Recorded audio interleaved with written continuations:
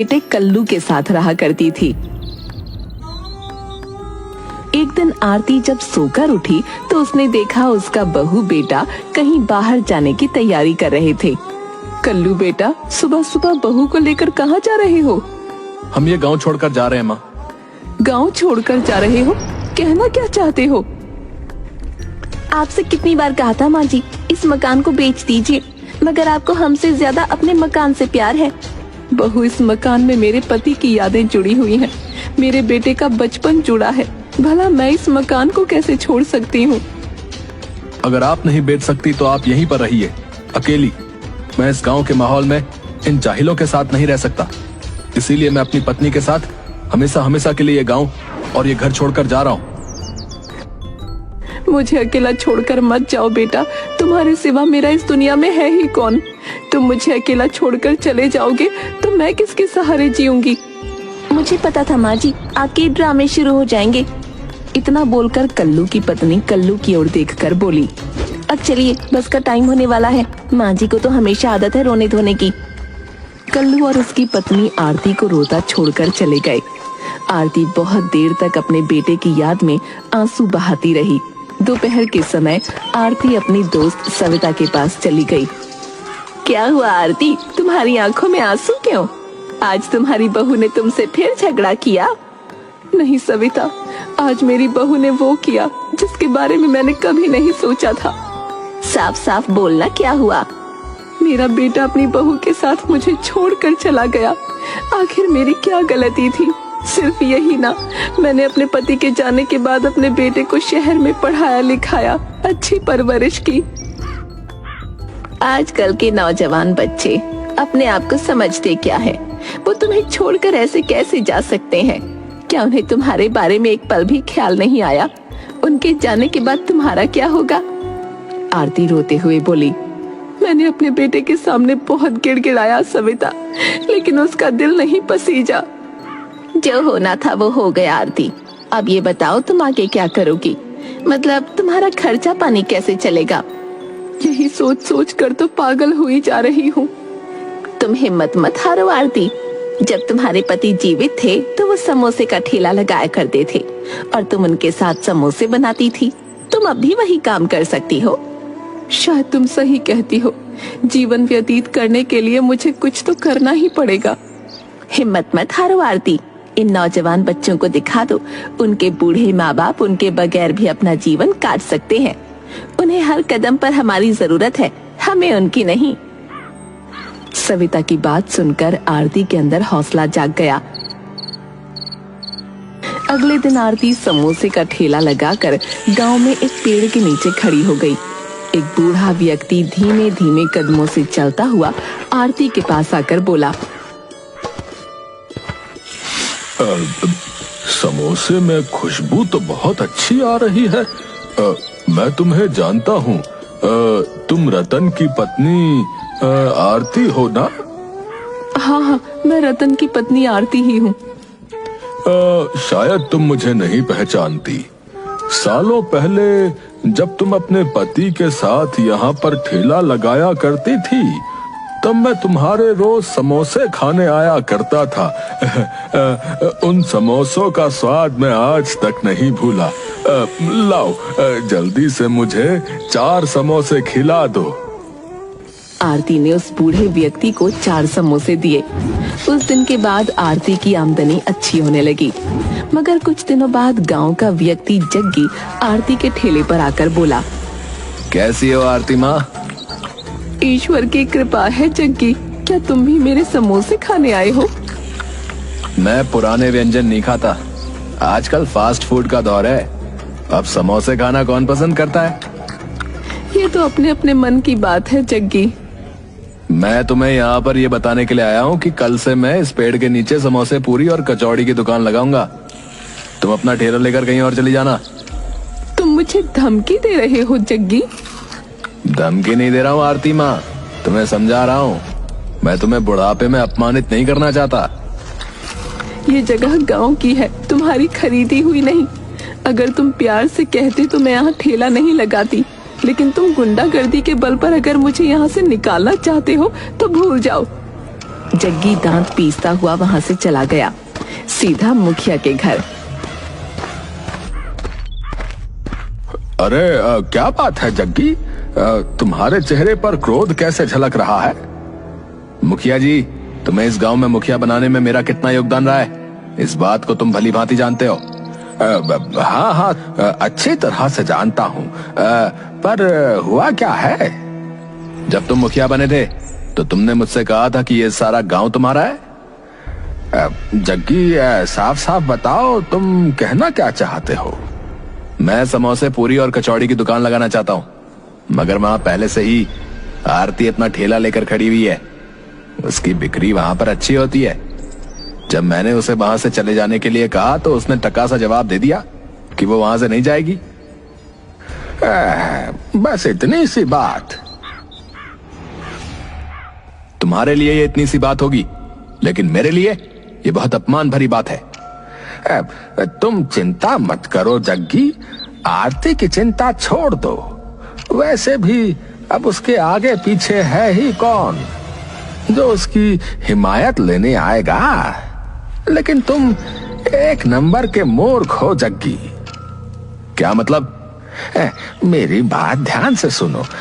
तुम वहां पर अपनी दुकान जरूर लगाना, लेकिन पूरी, कचौड़ी और समोसे की नहीं, बल्कि नए जमाने के व्यंजन की, जैसे बर्गर, चाउमीन, मोमोज है। आजकल गांव के बच्चे भी जो है इन्हीं व्यंजनों को पसंद कर रहे हैं। तुम्हारी बिक्री अच्छी होगी, आरती के समोसे को कोई सूंघेगा भी नहीं है। आरती स्वयं अपना ठेला लेकर फिर वहां से चली जाएगी। कुछ दिनों बाद जग्गी एक बहुत सुंदर दुकान लेकर आरती के ठेले के बगल में खड़ा हो गया, जिसमें सारे नए जमाने के व्यंजन मौजूद थे। जग्गी आरती का मजाक उड़ाते हुए बोला, आरती माँ, अब तुम्हारे दिन खत्म हुए। अब दौर समोसे खाने का खत्म हो गया है। देखता हूँ मेरे बर्गर, चाउमीन, मोमोज के सामने तुम्हारे समोसे जो है कब तक टिक पाते हैं। ऐसा मत बोलो जग्गी, खाने में हर किसी की अपनी अपनी पसंद होती है, और मत भूलो ईश्वर हर किसी को उसके नसीब का ही देता है। आरती की बात सुनकर जग्गी हंसने लगा। तब एक ग्राहक जग्गी के ठेले पर आकर बोला, अरे भाई, तुम्हारी दुकान पर तो नए नए व्यंजन लगे हुए दिख रहे। ये क्या है? अच्छा, चाउमीन भी है, मोमोज भी है? जमाने के साथ चलना पड़ता है। अगर हम जमाने के साथ नहीं चलेंगे तो पीछे रह जाएंगे। तो एक काम करो, जल्दी से मुझे एक प्लेट चाउमीन, मोमोज और बर्गर लगा दो। जग्गी ने तुरंत उस ग्राहक को सारा सामान दे दिया। ग्राहक वो सब खाकर चटखारे लेता हुआ बोला, भाई वाह, मजा आ गया भाई। पहले हमें इन्हें खाने के लिए जो है अपने गांव से थोड़ी दूर शहर के रेस्टोरेंट में जाना पड़ता था, मगर तुमने जो है गांव में ही शहर की कमी पूरी कर दी भैया। तो फिर अपने गांव में भी मेरी दुकान का प्रचार करना भैया, और साथ ही साथ उनसे ये भी कहना कि मेरी दुकान के बगल में एक घटिया समोसे का ठेला भी लगा हुआ है। जब भी वो मेरी दुकान पर खाने के लिए आए तो उन घटिया समोसों को भी चख जाएं। घटिया समोसे वाली बूढ़ी माता का भी कुछ भला हो जाएगा। जग्गी की बात सुनकर वो ग्राहक हंसने लगा और चला गया।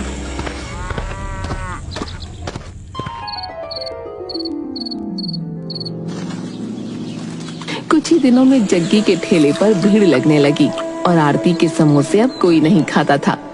जग्गी ग्राहकों के सामने आरती के समोसे का मजाक उड़ाता रहता। एक दिन आरती क्रोधित होकर जग्गी से बोली, देखो जग्गी, तुम्हारी बिक्री से मुझे कोई एतराज नहीं, लेकिन तुम्हें इस तरह मेरे बनाए हुए समोसों का मजाक नहीं उड़ाना चाहिए। तुम जितनी मर्जी चाहे अपनी दुकान का प्रचार करो, लेकिन तुम्हें मेरे ठेले का दुष्प्रचार करने का कोई अधिकार नहीं। मूर्ख बुढ़िया, तू अभी भी नहीं समझी? क्यों बेशर्मों की तरह अब मेरी दुकान के बगल में ठेला लगाए हुए हैं? अरे तेरे समोसे अब कोई नहीं खाने वाला है। अगर शर्म नाम की कोई चीज बची है ना, तो कल से यहाँ ठेला मत लगाना। आरती उदास होकर अपना ठेला लेकर वहाँ से चली गई। अगले दिन आरती ने अपना ठेला नहीं लगाया। वो आंखों में आंसू लिए गांव से थोड़ी दूर एक पेड़ के नीचे बैठकर फूट फूट कर रोने लगी। आप मुझे इतनी जल्दी छोड़कर क्यों चले गए? आपके जाने के बाद मैंने सोचा था मेरा बेटा मेरा सहारा बनेगा, मगर वो भी मुझे छोड़कर चला गया। तभी आरती के कंधे पर पीछे से किसी बुजुर्ग महिला ने हाथ रखा। तुम इतनी उदास क्यों हो बेटी? तुम इतना रो क्यों रही हो? आरती ने जैसे ही पलटकर देखा, उसके सामने एक 90 वर्षीय बुजुर्ग महिला खड़ी उसे ममता भरी नजरों से देख रही थी। तुम चाहो तो मुझसे अपने दिल की बात कर सकती हो बेटी, मुझे अपनी माँ समझो। आरती रोते हुए सारी घटना उस बुजुर्ग महिला को बताने लगी। अब आप ही बताइए माँ जी, मैं क्या करूँ? सोचा था कि समोसे बनाकर अपना जीवन यापन करूंगी, मगर अब कोई मेरे समोसे भी नहीं खाता। नए प्रकार के व्यंजन मुझे बनाने नहीं आते। चिंता मत करो, मैं तुम्हें कुछ ऐसा बनाना सिखाऊंगी जिससे कोई भी उसे एक बार खाएगा तो वो स्वाद जीवन भर नहीं भूल पाएगा। आओ मेरे साथ। वो बुजुर्ग महिला आरती को गांव से थोड़ी दूर अपनी झोपड़ी में ले गई। उसकी झोपड़ी के अंदर तरह तरह के नए व्यंजन रखे थे। माँ, आपके घर के अंदर तो तरह तरह के व्यंजन रखे हैं। क्या आप अपने घर में अकेली रहती हो? सालों पहले मैं विदेश में बहुत प्रसिद्ध शेफ थी। मैंने कभी शादी नहीं की। मुझे नए नए खाने बनाने और खाने का बहुत शौक रहा है। अपने देश की याद मुझे यहाँ खींच लाई। मुझे तन्हाई अच्छी लगती है क्योंकि यहाँ पर कोई डिस्टर्ब करने वाला नहीं होता। आप मुझे कौन सा व्यंजन बनाना सिखाएंगी? मैं तुम्हें मैगी समोसा बनाना सिखाऊंगी। इतना बोलकर उस बूढ़ी महिला ने आटे में बहुत सारी मैदा मिक्स कर दी और आलू पीस कर उसके अंदर मैगी भर दी और तरह तरह के मसाले उसके ऊपर डाल दिए और आरती की ओर देखकर बोली, अब समोसों का आकार बनाकर इसे कड़वे तेल में तलो। आरती ने ठीक वैसा ही किया। कुछ ही देर में खुशबूदार मैगी समोसा बनकर तैयार हो गया। आरती मैगी समोसा खाकर बोली, ये तो बहुत स्वादिष्ट है। मुझे विश्वास था इस मैगी समोसे को और लोग भी पसंद करेंगे। अगले दिन आरती मैगी समोसे का ठेला लगाकर खड़ी हो गई। आरती खड़ी ही हुई थी कि तभी एक ग्राहक दौड़ता हुआ आरती के पास आकर बोला, अरे तुम्हारे समोसे में तो बहुत अच्छी खुशबू उठ रही है। ये कोई मामूली समोसा नहीं बल्कि मैगी समोसा है। मैगी समोसा? इस तरह के समोसे के बारे में तो मैंने कभी नहीं सुना। इसे एक बार खाकर तो देखो, उंगलियां चाटते रह जाओगे। तो देर किस बात की है, जल्दी से मुझे 2 समोसे दे दो। आरती ने उस ग्राहक को 2 समोसे पकड़ा दिए। समोसे खाकर ग्राहक चटखारे लेता हुआ बोला, आपकी मैगी समोसा खा के तो मजा ही आ गया। आहा। तभी वो ग्राहक जग्गी की दुकान के ग्राहकों से बोला, अरे माँ जी का मैगी समोसा खाकर देखो तुम लोग, चाउमीन मोमोज और बर्गर खाना भूल जाओगे। आहा। उस ग्राहक के कहने पर सभी ग्राहक आरती के समोसे खाने लगे। उन सभी को मैगी समोसे बहुत पसंद आए। अगले दिन से आरती के ठेले पर भीड़ लगने लगी। कुछ ही दिनों में आरती दूर दूर तक मैगी समोसे वाली के नाम से प्रसिद्ध हो गई। धीरे धीरे जग्गी की दुकान पर ग्राहक बहुत कम हो गए। एक दिन जग्गी क्रोधित होकर आरती से बोला, ये अच्छी बात नहीं है आरती माँ, तुमने मुझसे बदला लेने के लिए ये सब किया है ना? तुम्हारा दिमाग खराब हो गया है जग्गी, तुम अभी तक नहीं समझे। तुमने मुझे हराने के लिए नए व्यंजन बनाए और मैंने तुमसे अच्छे व्यंजन बनाकर लोगों को दिए, इतनी सी बात है। जग्गी क्रोधित होकर मुखिया के पास जाकर बोला, मुखिया जी, जल्दी से आरती का ठेला वहाँ से हटवाइए। अब तो मेरी दुकान पर सन्नाटे के अलावा कुछ भी नहीं होता। मैं कुछ नहीं कर सकता। आरती के मैगी समोसा दूर दूर तक गांव में प्रसिद्ध है और तो और अब तो शहर के विधायक भी उसके मैगी समोसा खाने के लिए आते हैं। अगर मैं उसके खिलाफ कुछ भी करूंगा तो गांव में मेरे खिलाफ बगावत हो जाएगी भाई। जग्गी मुंह लटकाकर वहां से चला गया।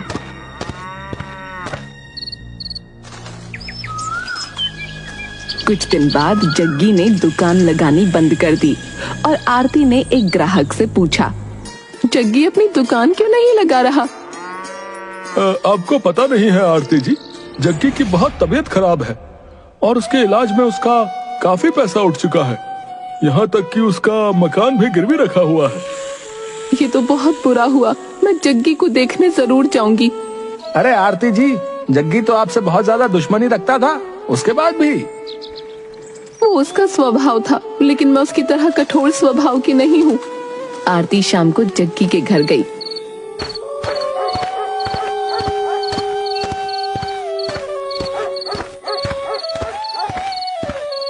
आरती को देखकर जग्गी बुरी तरह से चौंक गया। अब तुम्हारी तबीयत कैसी है जग्गी? जग्गी की आंखों में आंसू आ गए। मुझे माफ कर दो आरती माँ। एक तरफ माँ भी कहते हो और दूसरी तरफ माफी भी मांगते हो। माँ भला अपने बेटों से नाराज होती है क्या? मैं आपको कितना भला बुरा बोलता था। शायद ईश्वर ने मुझे मेरे कर्मों की सजा दी है। चिंता मत करो। तुम्हें इलाज के पैसों की अगर और जरूरत पड़े तो बेझिझक मुझसे कह देना, मैं तुम्हारी मदद करूंगी। आरती ने पैसों से जग्गी की बहुत मदद की। जग्गी सही हो गया और आरती की दुकान पर आकर बोला,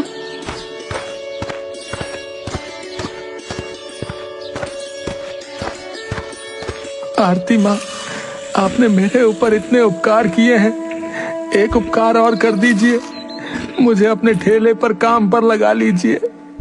आप इसके बदले में मुझे जितना भी मेहनताना देंगे मैं स्वीकार कर लूंगा। जग्गी की बात सुनकर आरती मुस्कुराने लगी। तभी उसने देखा कि उसका बेटा बहुत बुरी अवस्था में उसके पास आकर मुंह लटकाकर खड़ा हो गया। अरे कल्लू, तुम अकेले कैसे? बहू कहाँ है? आरती की बात सुनकर कल्लू रोने लगा। मुझे क्षमा कर दो माँ, आपकी बहू को मुझसे नहीं बल्कि मेरे पैसों से प्यार था। जब मेरे हालात बुरे हुए तो उसने किसी और के संग ब्याह रच लिया। मैं अकेला पड़ गया। मैं बस आपसे आखिरी बार मिलने आया हूँ, आपसे क्षमा मांगने के लिए। ऐसा मत बोल बेटा। औलाद चाहे जितनी भी बुरी हो, लेकिन एक माँ के लिए वो हमेशा अच्छी रहती है। मैंने तुझे माफ कर दिया। बस मुझसे एक वादा कर, अब तू मुझे कभी छोड़कर नहीं जाएगा। मैं वादा करता हूँ माँ, अब मैं इस गांव को और तुझे कभी भी छोड़कर नहीं जाऊंगा। आरती का परिवार फिर से मिल गया। आरती आज भी मैगी समोसा बनाती है और उसका मैगी समोसा खाने के लिए विदेश तक से लोग आते रहते हैं। एक गांव में आरती नाम की महिला अपने बेटे कल्लू के साथ रहा करती थी। एक दिन आरती जब सोकर उठी तो उसने देखा उसका बहू बेटा कहीं बाहर जाने की तैयारी कर रहे थे। कल्लू बेटा, सुबह सुबह बहू को लेकर कहाँ जा रहे हो? हम ये गांव छोड़कर जा रहे हैं माँ। गांव छोड़कर जा रहे हो? कहना क्या चाहते हो? आपसे कितनी बार कहा था माँ जी, इस मकान को बेच दीजिए, मगर आपको हमसे ज्यादा अपने मकान से प्यार है। बहू, इस मकान में मेरे पति की यादें जुड़ी हुई हैं। मेरे बेटे का बचपन जुड़ा है। भला मैं इस मकान को कैसे छोड़ सकती हूँ? अगर आप नहीं बेच सकती तो आप यहीं पर रहिए, अकेली। मैं इस गांव के माहौल में इन जाहिलों के साथ नहीं रह सकता। इसीलिए मैं अपनी पत्नी के साथ हमेशा हमेशा के लिए ये गांव और ये घर छोड़कर जा रहा हूँ। मुझे अकेला छोड़कर मत जाओ बेटा। तुम्हारे सिवा मेरा इस दुनिया में है ही कौन? तुम मुझे अकेला छोड़कर चले जाओगे तो मैं किसके सहारे जीऊंगी? मुझे पता था माँ जी, आपके ड्रामे शुरू हो जाएंगे। इतना बोलकर कल्लू की पत्नी कल्लू की ओर देखकर बोली, अब चलिए, बस का टाइम होने वाला है। माँ जी को तो हमेशा आदत है रोने धोने की। कल्लू और उसकी पत्नी आरती को रोता छोड़कर चले गए। आरती बहुत देर तक अपने बेटे की याद में आंसू बहाती रही। दोपहर के समय आरती अपनी दोस्त सविता के पास चली गई। क्या हुआ आरती, तुम्हारी आंखों में आंसू क्यों? आज तुम्हारी बहू ने तुमसे फिर झगड़ा किया? नहीं सविता, आज मेरी बहू ने वो किया जिसके बारे में मैंने कभी नहीं सोचा था। साफ साफ बोलना, क्या हुआ? मेरा बेटा अपनी बहू के साथ मुझे छोड़कर चला गया। आखिर मेरी क्या गलती थी? सिर्फ यही ना, मैंने अपने पति के जाने के बाद अपने बेटे को शहर में पढ़ाया लिखाया, अच्छी परवरिश की। आजकल के नौजवान बच्चे अपने आप को समझते क्या है? वो तुम्हें छोड़कर ऐसे कैसे जा सकते हैं? क्या उन्हें तुम्हारे बारे में एक पल भी ख्याल नहीं आया? उनके जाने के बाद तुम्हारा क्या होगा? आरती रोते हुए बोली, मैंने अपने बेटे के सामने बहुत गिड़गिड़ाया सविता, लेकिन उसका दिल नहीं पसीजा। जो होना था वो हो गया आरती। अब ये बताओ तुम आगे क्या करोगी? मतलब तुम्हारा खर्चा पानी कैसे चलेगा? यही सोच सोच कर तो पागल हुई जा रही हूँ। तुम हिम्मत मत हारो आरती। जब तुम्हारे पति जीवित थे तो वो समोसे का ठेला लगाया करते थे और तुम उनके साथ समोसे बनाती थी। तुम अब भी वही काम कर सकती हो। शायद तुम सही कहती हो। जीवन व्यतीत करने के लिए मुझे कुछ तो करना ही पड़ेगा। हिम्मत मत हारो आरती। इन नौजवान बच्चों को दिखा दो, उनके बूढ़े माँ बाप उनके बगैर भी अपना जीवन काट सकते